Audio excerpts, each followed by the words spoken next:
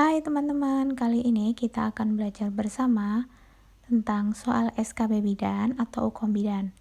Bagi yang belum subscribe, harus subscribe ya. Langsung saja ke soal yang pertama. Bidan bekerja dengan kadar mengadakan posyandu bayi dan balita di wilayah kerjanya. Dari 20 balita yang berkunjung, 3 diantaranya berada di bawah garis merah dan terdapat 10 bayi yang belum mendapatkan vaksinasi. Karena ibu khawatir bayinya mengalami demam tinggi pasca pemberian vaksinasi, apakah pendidikan kesehatan yang tepat untuk kasus di atas? A. Kejadian ikutan pasca imunisasi. B. Deteksi dini tumbuh kembang. C. 5 imunisasi dasar lengkap. D. Nutrisi bergizi dan seimbang. E. Stimulasi tumbuh kembang. Jawabannya adalah yang A. Kejadian ikutan pasca imunisasi. Seorang bayi berusia 5 hari dibawa ibunya ke puskesmas dengan keluhan malas menyusu, tidur terus, dan bayi kuning. Hasil pemeriksaan penunjang menunjukkan kadar bilirubin 6 mg. Apakah diagnosa pada kasus di atas? A. Kern ikterus. B. Ikterus patologis. C. Ikterus fisiologis. D. Hepatitis A. E. Hepatitis B. Jawabannya adalah C. Ikterus fisiologis. Seperti tertera pada tabel, kuning hari ke lebih dari 3, kadar bilirubin 5-9 mg/sen, itu termasuk kategori fisiologis. Seorang perempuan berusia 28 tahun datang ke klinik bersalin. Keluhan ia telah memakai pil kombinasi selama 1 tahun. Sekarang mengalami bercak-bercak perdarahan di luar haid. Dari hasil pemeriksaan, tanda-tanda vital normal. Muka berjerawat dan BB meningkat 15 kg. Apakah masalah gangguan haid pada kasus di atas? A. Menoragi. B. Metroragi. C. Polimenor. D. Oligomenor. E. Hipermenor. Jawabannya adalah B. Metroragi, karena perdarahannya di luar siklus haid. Seorang wanita berusia 35 tahun, P3A0 postpartum 2 minggu, datang ke PMB dengan keluhan demam menggigil, nyeri perut bagian bawah, lochia berbau, dan mengeluarkan nanah. Hasil pemeriksaan tekanan darah 100/80, nadi 100 kali per menit, suhu 38,5 derajat Celcius, dan terdapat nyeri tekan uterus. Apakah diagnosa pada kasus di atas? A. Metritis. B. Peritonitis. C. Abses pelvik. D. Mastitis. E. Selulitis. Jawabannya adalah A. Metritis. Seperti yang dilihat pada tabel, gejala dan tanda yang selalu didapat pada metritis yaitu nyeri perut bagian bawah, lochia yang purulen dan berbau, uterus tegang, dan subinvolusi. Seorang bayi berusia 9 bulan dibawa ibunya ke puskesmas untuk diimunisasi campak. Hasil pemeriksaan berat badan 7.500 gram. Kondisi bayi sehat dan belum pernah menderita campak sebelumnya. Bagaimanakah cara penyuntikan imunisasi tersebut? A. Subkutan. B. Intravena. C. Intrakutan.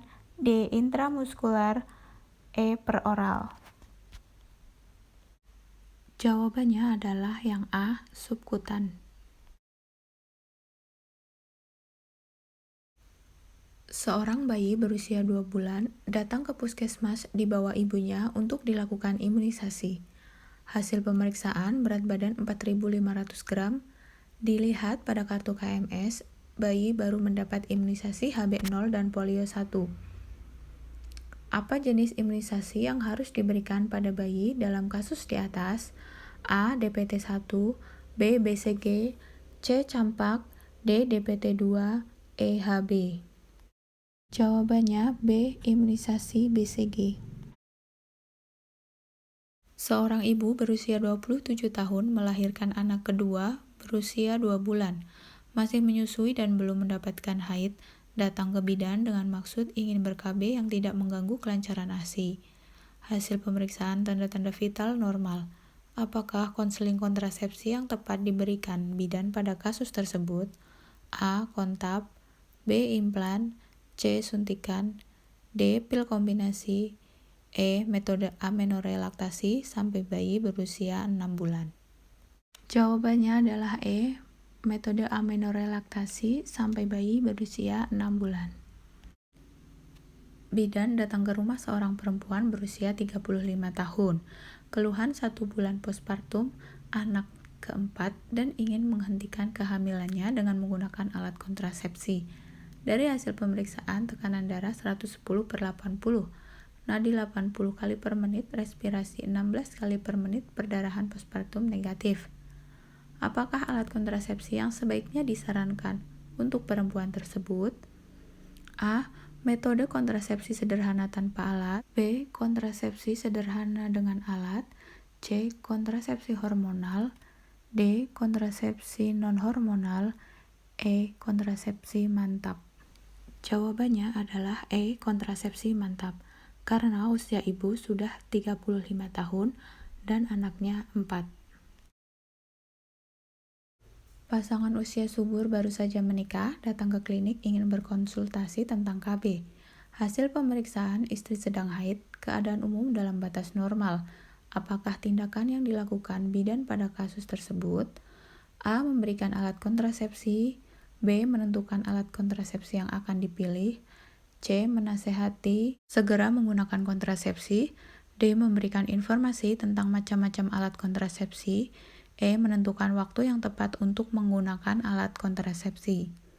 Jawabannya adalah D. Memberikan informasi tentang macam-macam alat kontrasepsi. Seorang perempuan berusia 26 tahun datang ke klinik telah melahirkan 6 bulan yang lalu. Belum KB, ingin memakai alat kontrasepsi dan sedang menyusui. Hasil pemeriksaan tekanan darah 120/70, plano tes negatif, dan masa pemberian ASI eksklusif. Apakah tindakan yang paling utama dilakukan bidan pada perempuan tersebut? A. Pemeriksaan fisik klien. B. Pemberian alat kontrasepsi KB pada klien. C. Melakukan konseling KB pada klien. D. Memberikan informed choice pada klien. E. Memberikan informed consent pada klien. Jawabannya adalah yang D. Memberikan informed choice pada klien. Kenapa bukan C? Karena di sini ibu sudah ingin memakai alat kontrasepsi. Seorang perempuan berusia 26 tahun datang ke PMB ingin menggunakan kontrasepsi jangka panjang AKDR untuk tidak memiliki anak lagi. Hasil pemeriksaan plano tes negatif dan sedang haid hari ketiga. Apakah tindakan awal yang dilakukan bidan tersebut? A. Melakukan pemasangan AKDR. B. Memberikan informed consent KB AKDR. C. Memberikan konseling peralatan AKDR. D. Mempersiapkan peralatan AKDR. E. Memberikan informed choice kontrasepsi. Jawabannya adalah yang B. Memberikan informed consent KB AKDR, karena ibu ingin menggunakan kontrasepsi jangka panjang AKDR dan sebelum melakukan pemasangan harus dilakukan informed consent. Seorang perempuan usia 35 tahun sudah memiliki 2 anak berusia 3 tahun dan 1 tahun. Datang ke puskesmas untuk ber-KB. Hasil pengkajian, pasien belum pernah ber-KB. Pada dokumentasi, bidan menggarisbawahi usia pasien. Apakah alasan bidan menganggap usia penting diperhatikan pada kasus tersebut? A. Usia 35 tahun, batas risiko. B. Pasien terlambat ber-KB. C. Pasien belum pernah ber-KB. D. Pasien sudah memiliki 2 anak. E. Untuk penentuan alternatif KB yang dipilih. Jawabannya adalah E. Untuk penentuan alternatif KB yang dipilih. Terima kasih sudah menonton videonya sampai akhir. Bagi yang belum subscribe, jangan lupa untuk subscribe dan boleh komentar di bawah untuk berdiskusi ya.